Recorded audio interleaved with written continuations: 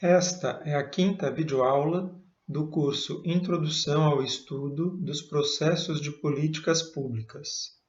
Ele é oferecido pelo Programa de Pós-Graduação em Ecologia, Teoria, Aplicação e Valores da Universidade Federal da Bahia, UFBA, e pelo Instituto Nacional de Ciência e Tecnologia em Estudos Inter- e Transdisciplinares em Ecologia e Evolução. As videoaulas do curso foram elaboradas pelo professor Pedro Rocha, coordenador do Laboratório de Ecologia Básica e Aplicada do Instituto de Biologia da UFBA. Nesta videoaula, trataremos da implementação de políticas públicas. Como vimos, no modelo de ciclo de políticas públicas, a implementação é o estágio que sucede à formulação e à tomada de decisão e precede a avaliação e o término da política. Inicialmente, foi concebida como a tradução da política pública para a ação. Até a década de 1960, os estudos sobre políticas públicas assumiam a premissa de que os gestores dos órgãos burocráticos do Estado implementariam as políticas de acordo com as expectativas dos tomadores de decisão da esfera política.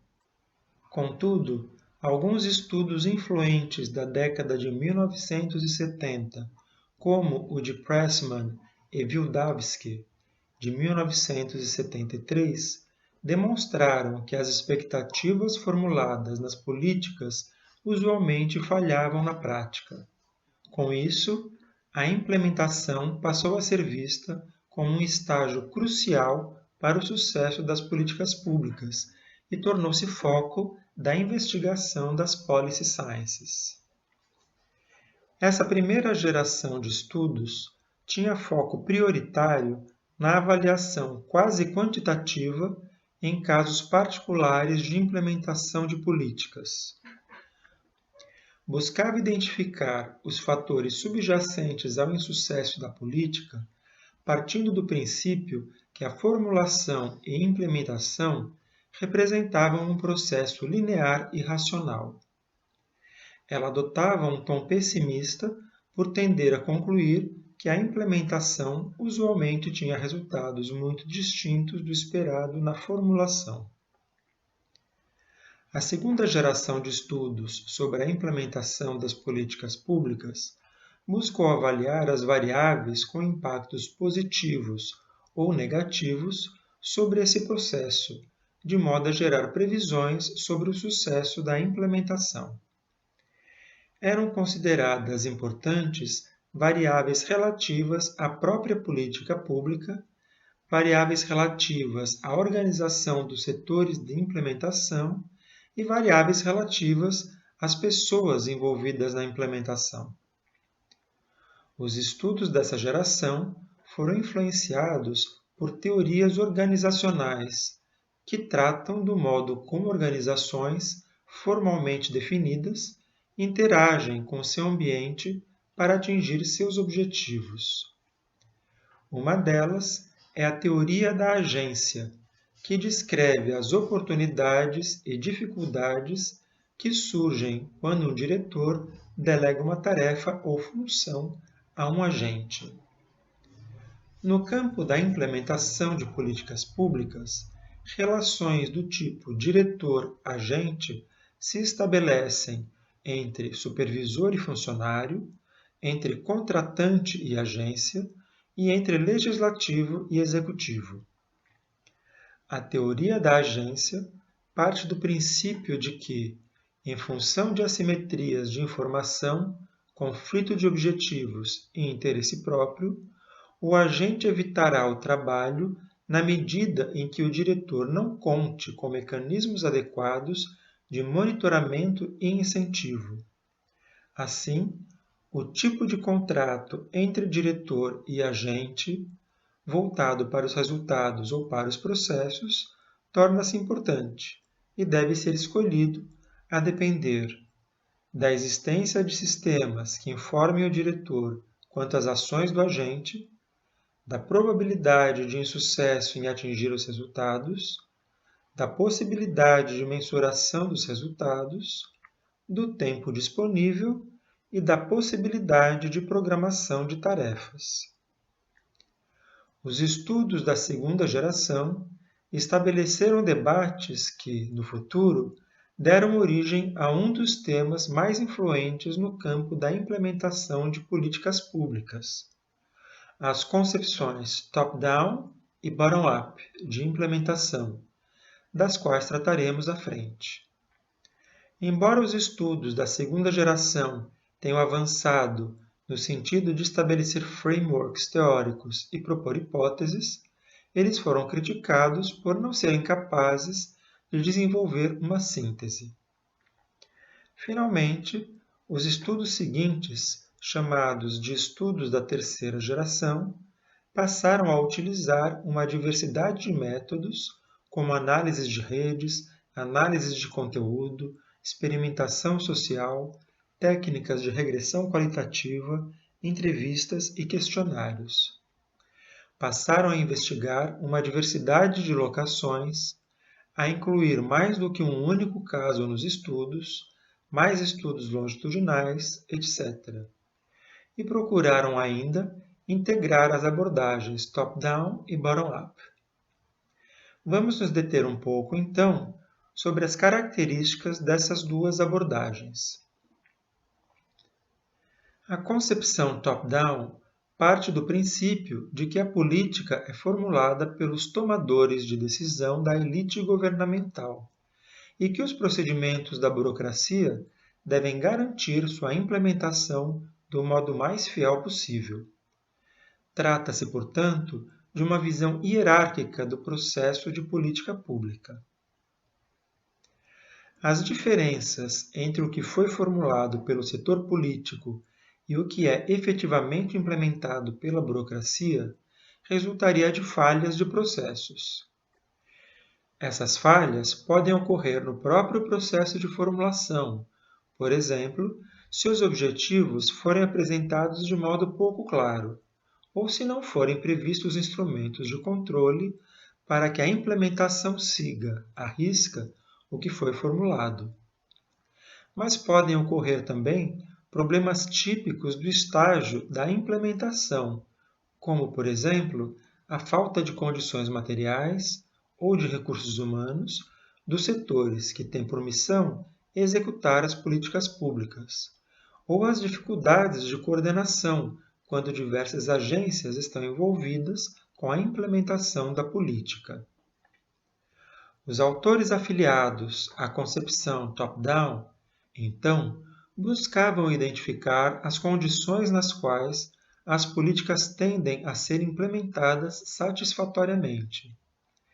Vamos apresentar algumas dessas condições, exemplificando-as a partir de uma política que procura reduzir a taxa de estudantes de pós-graduação que desenvolvem problemas de angústia e depressão durante o curso.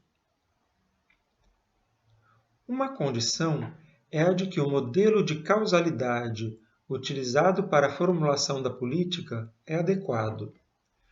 O modelo de causalidade é a concepção teórica que relaciona o estado final que se pretende alcançar à mudança do comportamento de um grupo-alvo.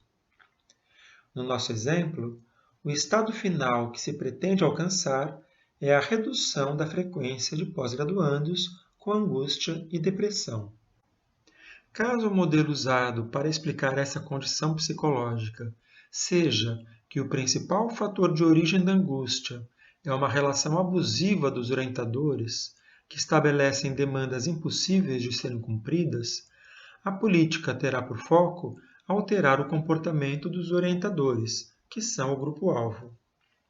Contudo, se esse modelo estiver equivocado e se a angústia dos estudantes derivar principalmente da falta de expectativa de emprego futuro ou de sua percepção de que a carga horária de aulas do curso é excessivamente demandante, ou do valor baixo da bolsa oferecida pelo curso que lhes gera dificuldade de sobrevivência, então a política, ainda que adequadamente implementada, não alcançará seus objetivos. Outra condição para que a política seja implementada com sucesso é a de que a decisão política, que pode ter a forma de uma norma, por exemplo, contém objetivos claramente formulados e hierarquizados em termos de sua importância. Sendo assim, eles direcionam a ação dos responsáveis pela implementação da política, representam um recurso para os apoiadores da política, tanto dentro como fora das agências de implementação, e facilitam a avaliação do sucesso da política. No nosso exemplo, essa condição poderia ocorrer caso a política indicasse, de modo claro, os limites aceitáveis de cobrança dos orientadores em relação ao desempenho dos estudantes na pesquisa orientada. A política deveria indicar ainda quais desses limites são mais relevantes. Desse modo, tanto orientadores como estudantes simpáticos à política teriam elementos para exigir seu cumprimento em casos de conflito. Além disso, esse detalhamento facilitaria a posterior avaliação de aderência de professores e estudantes à política, condição que seria necessária para a sua eficácia. Mais uma condição para o sucesso da política se refere ao aprovisionamento de recursos, usualmente financeiros, que sejam suficientes para que as agências realizem as atividades necessárias ao processo de sua implementação. Essas atividades podem incluir a contratação de pessoal, o pagamento de serviços de análises, a administração de programas e o monitoramento dos grupos-alvo. No nosso exemplo, o programa de pós-graduação poderia alocar recursos financeiros ou humanos para a produção de guias de melhores práticas da relação entre orientadores e estudantes, para a realização de eventos de formação com os professores em temas relacionados a assédio, para diagnosticar se as alterações desejadas do comportamento dos professores estão ocorrendo, etc. Ainda outra condição se refere à atribuição da implementação da política a agências simpáticas aos seus objetivos e que, assim, darão alta prioridade à sua implementação. Como políticas têm o potencial de alterar o status quo, elas usualmente sofrem resistência tanto do grupo-alvo como de membros da própria burocracia. Desse modo, não basta que os implementadores sejam neutros em relação à política. Eles devem ser motivados e persistentes para obter sucesso no processo de implementação. Um exemplo recente dessa estratégia no Brasil foi a tentativa de subordinar a pasta federal de meio ambiente à pasta da agricultura. No nosso exemplo, a implementação da política poderia ser atribuída a uma comissão de estudantes e professores motivados pela causa da política e com habilidades para superar as eventuais resistências por parte do corpo docente e discente. Outra condição se refere à previsão de coordenação entre as agências que implementarão a política, bem como ao controle sobre aqueles agentes que podem se opor a ela. Atingir coordenação dentro e entre agências é um tema recorrente da literatura de gestão. A demanda pela realização de tarefas cada vez mais complicadas, típicas da sociedade moderna, levou à especialização progressiva de suas organizações. Contudo, essa mesma especialização reduz a capacidade de comunicação entre organizações e mesmo entre setores de uma mesma organização, o que gera um problema de integração. Se várias agências forem responsáveis pela implementação de uma política, a falta de integração pode impedir o sucesso de sua implementação. Uma outra dificuldade relacionada à atribuição de uma política a várias agências está no aumento da chance de que algumas delas não sejam simpáticas aos objetivos da política. Isso pode acontecer, por exemplo, com políticas federais que dependem de agências estaduais e municipais para seu sucesso, quando os governadores são de partidos políticos não alinhados.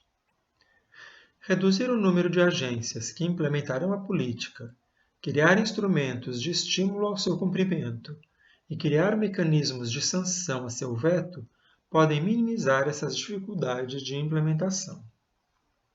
Em nosso exemplo, a implementação de uma política em um programa de pós-graduação não é realizada por diferentes agências, mas pode haver professores contrários à política. Nesse caso, o estabelecimento de estímulos ao cumprimento da política, por exemplo, a partir de atribuição de recursos de bancada, e de sanções ao não cumprimento, por exemplo, redução do número de vagas para orientação, poderiam ser previstas. Outra condição para que a política seja adequadamente implementada é a criação de situações nas quais grupos de interesse favoráveis à política possam afetar sua implementação em diversos momentos. Isso pode ser realizado, por exemplo, prevendo momentos de avaliação das agências de implementação por esses grupos, ou exigindo da agência transparência pública ao longo de todo o processo de implementação. Em nosso exemplo, a previsão de seminários de avaliação da política com participação de estudantes e de profissionais do setor de psicologia, por exemplo, podem ajudar a cumprir essa condição. As habilidades gerencial e política dos líderes das agências envolvidas com a implementação da política são também uma condição necessária para o seu sucesso. A habilidade gerencial inclui, por exemplo, manter elevado o moral dos envolvidos e garantir que aqueles que não são simpáticos à política sintam que estão sendo ouvidos. A habilidade política inclui, por exemplo, estabelecer boas relações com pessoas em posição de poder, angariar suporte entre eleitores simpáticos à política, etc. Uma última condição para a implementação eficaz da política é a manutenção dos contextos político e socioeconômico sob os quais a política foi formulada.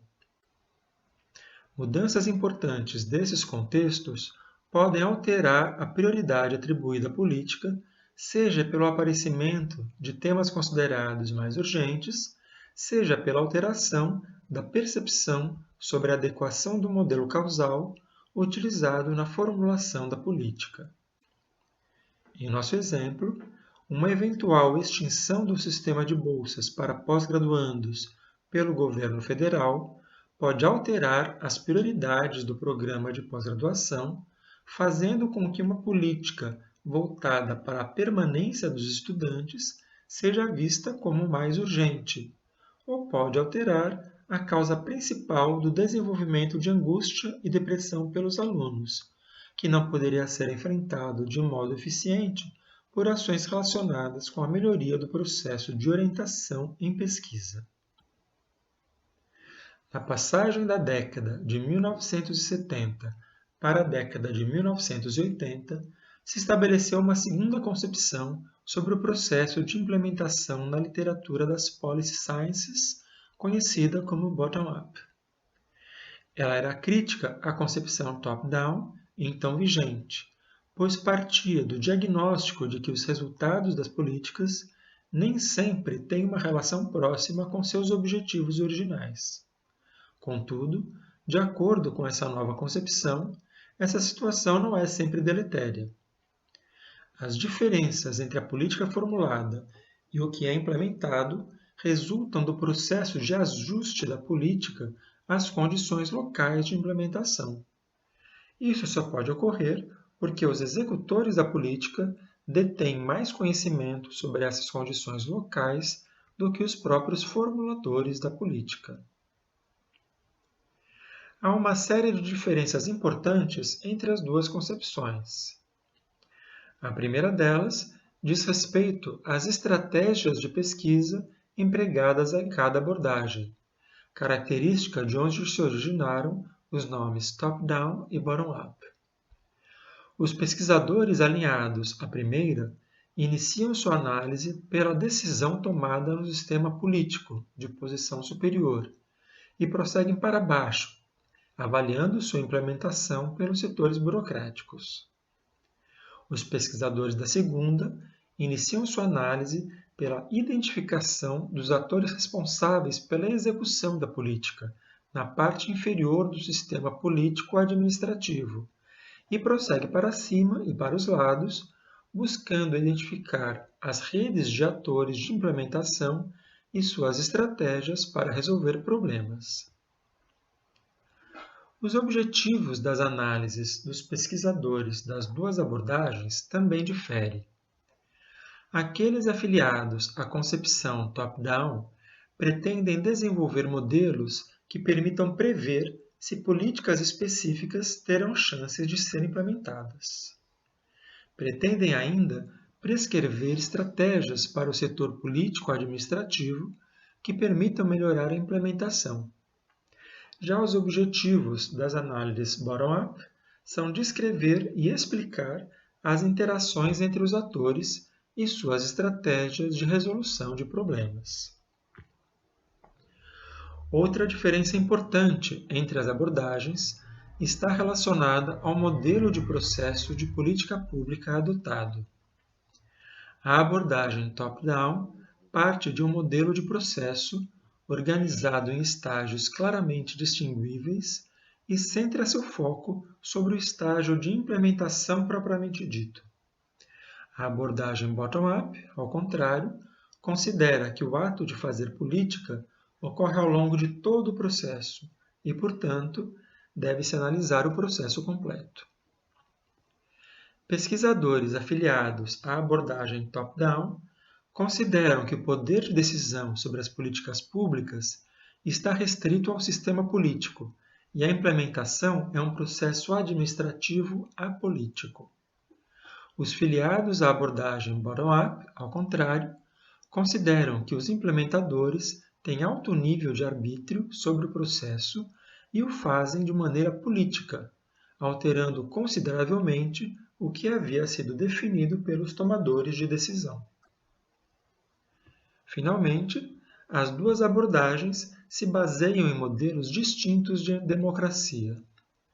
A abordagem top-down tem suas raízes na democracia representativa, que considera que os políticos são os únicos atores que representam oficialmente a vontade da população. Desse modo, deve-se garantir que suas decisões sejam implementadas sem alterações importantes, sob o risco de violação dos parâmetros democráticos. Já a abordagem bottom-up considera esta formulação elitista e parte do princípio de que os burocratas locais, os grupos afetados pela política e os atores privados possuem preocupações legítimas que devem ser levadas em conta na implementação das políticas. Desse modo, apenas um modelo participativo de democracia é capaz de legitimar a governança democrática. Após um período de disputa acirrada entre os defensores das duas abordagens, vários autores, inclusive alguns originalmente alinhados a uma ou a outra, procuraram sintetizá-las em uma nova abordagem. Tiveram origem nesse movimento as abordagens de coalizões de advocacia e de redes de políticas públicas, por exemplo. A síntese dessas décadas de investigação sobre a implementação de políticas públicas trouxeram aprendizados importantes. A implementação é um contínuo localizado entre a direção central e a autonomia local. A implementação é mais do que a execução técnica de ordens políticas superiores. A implementação e a formulação de políticas são processos interdependentes. A implementação não é independente do contexto político e econômico. Países diferentes parecem ter estilos distintos de implementação de políticas públicas. Na videoaula 6, trataremos do estágio de avaliação das políticas públicas. Até lá! Este é o material utilizado para preparar a presente videoaula. Aproveite para consultá-lo.